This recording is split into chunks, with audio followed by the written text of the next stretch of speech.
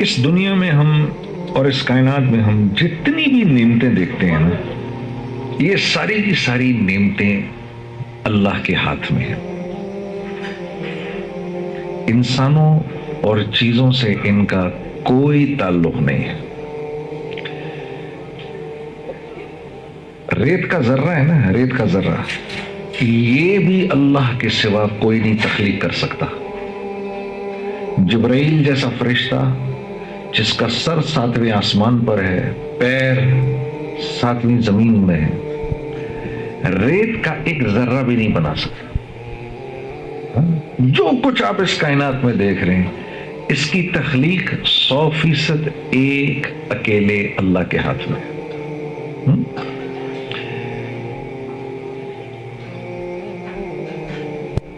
اب انسان دنیا میں کیوں بھیجا گیا؟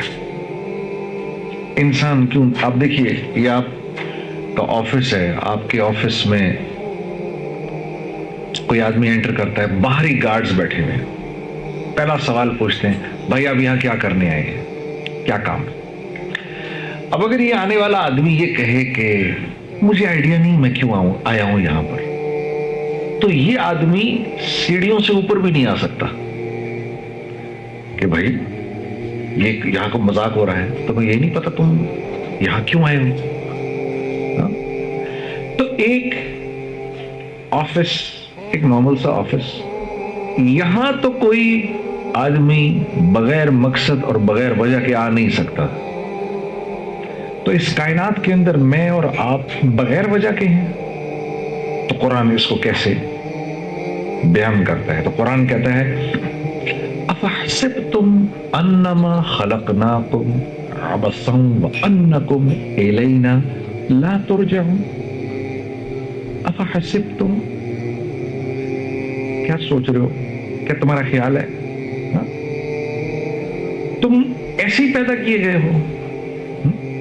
تم خود تو کوئی چیز بغیر وجہ کے تخلیق نہیں کرتے، تو تم نے اپنے رب سے یہ توقع رکھی ہوئی ہے کہ اس نے یہ سارا کا سارا جو کائنات کا نظام بنایا ہوا ہے یہ بے وجہ ہے، اسی کوئی وجہ نہیں ہے.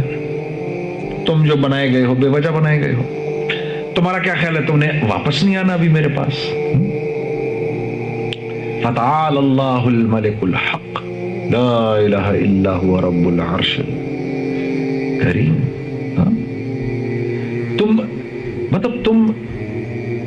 تم نے اپنے رب کی جو وزڈم ہے، جو تمہارے رب کا جو کامل علم ہے، تمہارے رب کی جو کامل حکمت ہے، اس سے تمہیں یہ لگتا ہے کہ یہ تم بغیر وجہ کے بیٹھے ہو یہاں پر، بکاش تمہیں ایسی پیدا کر دیا گیا بغیر وجہ کے. تو یہ انسان کا سب سے بڑا مسئلہ ہے کہ وہ یہ سوچتا ہے اپنی علم اور اپنی سوچ سے کہ میں دنیا میں کیوں آیا ہوں. اور انسان کا جتنا بھی علم ہے اس کا محور یا تو اس کی نظر ہے یا اس کی زندگی کے تجربے ہیں. وہ یہ اوپر تک دیکھ سکتا ہے، اس کے آگے اس کو کچھ نہیں پتا کیا ہے. تجربوں سے اس نے 10 باتیں سنی ہیں کہ ہم چاند پر بھی اترے اور اب ہمارے جہاز مریخ پہ جا رہے ہیں. یہ اس کی زندگی کے تجربے ہیں تو اس نے سوچ رکھے. جہاں انسان کی سوچ اپنے اختتام کو پہنچتی ہے، اس جگہ سے وحی کا علم شروع ہوتا ہے. جہاں اس کی لاجک اللاجیکل ہو جاتی ہے، وہاں سے وحی کا علم شروع ہو جاتا ہے. اب اگر رسول اللہ صلی اللہ علیہ وسلم ہمیں نہ بتاتے تو ہمیں زندگی پر نہ پتا چلتا کہ ادھر 2 کرامن کاتبین بیٹھے ہوئے ہیں. دنیا کی کوئی لاجک یہ پروو ہی نہیں کر سکتی، لیکن بیٹھے ہوئے ہیں. اسی لیے قرآن نے جب کہا نا ذالک الکتاب لا ریب فیہ، یہ ایک ایسی کتاب ہے، یہ سیدھی پکی ٹھکی بات کرتی ہے، اس میں کوئی توڑ جوڑ موڑ نہیں ہے. تو پہلی جو قرآن نے بات ماننے والوں کی صفت بتائی، وہ یہ بتائی کہ یہ ہدایت دیتی ہے کن لوگوں کو؟ متقیوں کو. ہدی للمتقین، جو اللہ سے ڈرتے ہیں صرف اس کو اس کتاب سے نفع ہوگا اور کسی کو نہیں ہوگا. جو اللہ سے ڈر رہا ہے، اللہ اس کتاب کے ذریعے اس کو صراط مستقیم پر چلائے گا، ہر ایک نہیں چل سکے گا. اور ڈرنے والوں کی پہلی صفت کیا ہے؟ الذین یؤمنون بالغیب، یہ غیب کی باتوں پر ایمان لاتے ہیں، جن باتوں کو انہوں نے دیکھا نہیں ہوتا، غیب کی باتیں پر ایمان لاتے ہیں. یہ غیب کی باتیں ہمیں کس نے بتائیں؟ رسول اللہ صلی اللہ علیہ وسلم. انہوں نے بتایا، ادھر کرامین کاتبین بیٹھے ہوئے ہیں، مجھے تو نظر ہی نہیں آ رہا. انہوں نے مجھے بتایا ہے کہ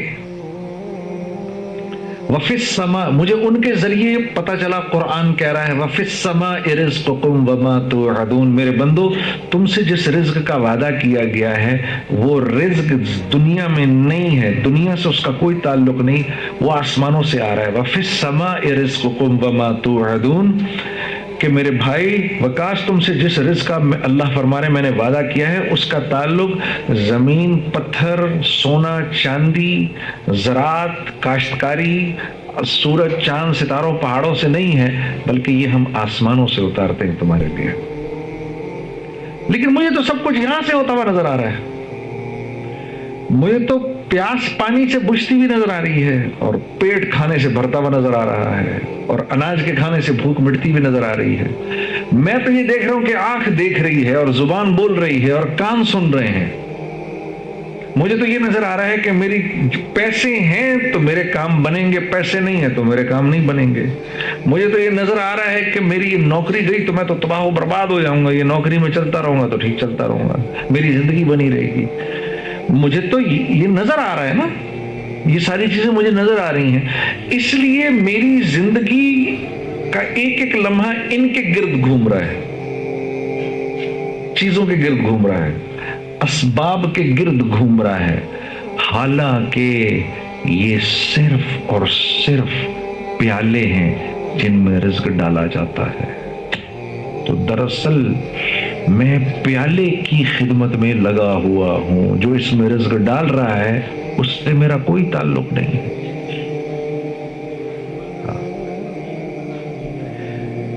تو جو یہ زندگی گزارے گا تھوڑے دنوں کے بعد پھر اللہ کی طرف سے اس پر حالات آنا شروع ہوں گے. یہ جتنی قومیں تباہ ہوئی تھیں یہ اپنی چیزوں میں گم ہو کے تو تباہ ہوئی تھیں. مجھے سے اقبال نے نہیں کہا کافر کی یہ پہچان کہ آکاش میں گم ہے، مومن کی یہ پہچان کہ گم اس میں ہے آکاش. آکاش میں گم ہے، دنیا میں گم ہے، یہیں سے ہوگا سب کچھ، اسی پیسے سے ہوگا. اب کیونکہ پیسے سے ہوگا تو پھر میں نے اس بات کی پرواہ نہیں کرنی کہ یہ پیسہ کیسے آئے گا میرے پاس، کیونکہ ہوگا تو پیسے سے. ہاں، یہ کیسے آ رہا ہے اس کی فکر تو میں تب کروں گا جب مجھے اس بات کا احساس ہوگا کہ بھائی اس پیسے سے میری زندگی نہیں بنے گی. ان میں سے زیادہ تر لوگوں کو نہیں پتا کہ اس مائک سے میرا تعلق جو ہے وہ ان ساروں کی عمروں سے بھی پرانا ہے. اچھا اب ٹھیک ہے، اب ٹھیک ہے. آپ لوگوں کو پیچھے آواز آ رہی ہے؟ بس تو خیر میں نے اس کو کہا مجھے ملنا ہے، ہر صورت میں ملنا ہے. کہنے لگا یار کس طرح کریں گے، چل میں تجھے لے کے چلتا ہوں. خیر جی ہم پورے مجمع میں سے نکلے دونوں، کرتے وہ پیچھے حضرات کے ٹینٹس لگے ہوئے تھے. کرنگی میں ہوا تھا یہ کراچی کا اجتماع. میں اور یہ بات کر رہا ہوں 1997 سپٹمبر 1997 3rd of سپٹمبر، مجھے ابھی تک یاد ہے، میری سالگرہ تھی 3rd سپٹمبر 1997. عمر بھی بتا دوں میری کیا ہو گئی تھی، معلوم ہے سب؟ آپ کو سب کو پتہ چلے گا 50 سال کا تو ہو ہی گیا ہوں نا میں. ہاں اب کیا ڈرنا، جو 50 سال کا بندہ ہو جائے وہ کیا عمر چھپایا اپنی. خیر تو میں جب ادھر پہنچا تو وہاں پر ایک لڑکا ایسے ڈنڈا لے کر کھڑا ہوا مولوی صاحب کے کمرے کے باہر. تو مجھے دیکھ کر وہ مسکرانے لگا. جنید بھائی آپ ادھر کیا کر رہے ہیں؟ اب مجھے 3 دن تو گزر گئے تھے. میں نے کہا کیوں بھائی میں کیوں نہیں آ سکتا ادھر؟ تو بڑا مسلمان ہے میرے سے. ہنسنے لگا. نہیں وہ میں نہیں کہہ رہا, میں آپ کو دیکھ کے تھوڑا حیران ہو گیا. کیا کام ہے؟ میں آپ کا بڑا فین ہوں. میں نے کہا اچھا. تو میں نے کہا کہ مجھے یہ جو تھے نا مولانا طارق جمیل, ان سے ملنا ہے. کہ یار جنید بھائی ان سے تو ملنے کی کسی کو اجازت نہیں ہے. میں نے کہا تم جا کر بتاؤ تو صحیح کہ میں نے ملنا ہے. اچھا میں کچھ کرتا ہوں. خیر وہ اندر گیا. اس نے اندر جا کر کہا کہ آپ آئیں اندر. تو میرا دوست جنید غنی مجھے لے گیا. آپ یقین کرو میں نے مولوی طارق جمیل صاحب کو زندگی میں کبھی اکیلے بیٹھے نہیں دیکھا. وہ اللہ نے شاید اس دن ملوانا تھا یا بات کروانی تھی. اکیلے بیٹھے ہوئے تھے خیمے میں اپنے. جنید غنی نے جا کر اندر کہا مولانا میرا ایک دوست ہے جنید جمشید, وہ آپ سے ملنا چاہتا ہے. مولانا نے کہا کون جنید جمشید؟ میں باہر کھڑا حیران ہو گیا, ان کو کیسے پتا میں کون ہوں؟ اندر بھیجو اس کو, اندر بھیجو. مجھے بلایا اندر اور جنید غنی کو کہا تم باہر جاؤ, تم باہر انتظار کرو. وہ باہر چلا گیا. یہ نوجوان جیسے بیٹھا ہے ایسے جا کے میں مولوی صاحب کے سامنے بیٹھ گیا اور مجھے ایسے تیز نظروں سے انہوں نے دیکھنا شروع کر دیا.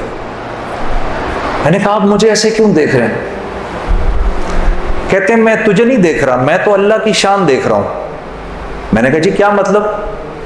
کہا تیرے بڑے بڑے بورڈ لگے ہیں فیصل آباد کے اندر, بڑے بڑے بورڈ لگے ہیں. میں اکثر ان بورڈز کو دیکھ کر کہتا تھا, مجھے بعد میں مولانا نے بتایا, میں ان کو بورڈز کو دیکھ کر کہتا تھا ہر ایک کو ہدایت مل سکتی ہے, اس کو نہیں مل سکتی.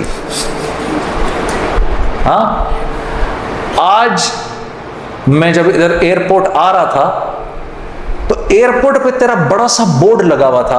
ایسے ہی میرے دل میں آئی یا اللہ کیا یہ نہیں ہو سکتا کہ اس سے میری ملاقات ہو جائے, اور تو میرے سامنے بیٹھا ہے, میں اللہ کی شان دیکھ رہا ہوں. تو میں نے کہا اچھا.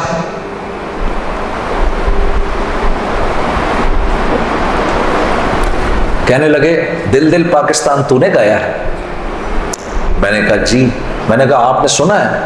کہا نہیں سنا تو نہیں, بسوں کے پیچھے لکھا دیکھا ہے.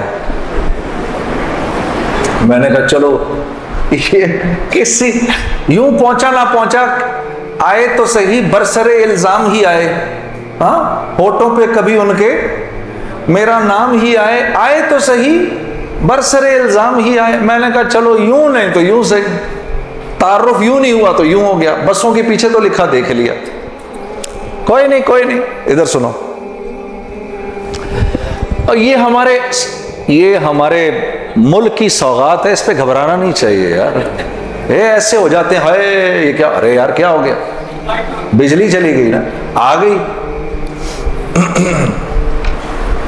یہ تو ہمارے ملک کی سوغات ہے, اس پہ گھبرانا نہیں چاہیے. ہاں اس پہ اس لیے نہیں گھبراؤ, آپ نہیں گھبراؤ گے نا تو غیر بھی نہیں گھبرائیں گے. جب آپ گھبرا جاتے تو غیر بھی کہتے ہیں ہاں یار کوئی عجیب سی بات ہو گئی ہے. تو ہاں ان کو بھی بولو یوز ٹو ہو جاؤ بھائی, ہم لوگ مل بانٹ کے کھانے والے ہیں. کبھی آپ کے گھر نہیں تو کبھی ان کے گھر نہیں, ہاں کبھی میرے گھر تو کبھی آپ کے گھر. تو اس پہ گھبرانا نہیں چاہیے. خیر تو میں نے مولوی صاحب سے کہا مولانا میرا ایک سوال ہے. ایک پاکستانی نوجوان میری عمر کا, جو کچھ سنا گیا اللہ پاک اس پر عمل کرنے والا اور آگے لوگوں تک پہنچانے والا بنائے. مزید اصلاحی بیانات کے لیے ہمارا یوٹیوب چینل بیوٹیفل بیان جے کو سبسکرائب کریں اور ویڈیو کو لائک کریں. جزاک اللہ خیر.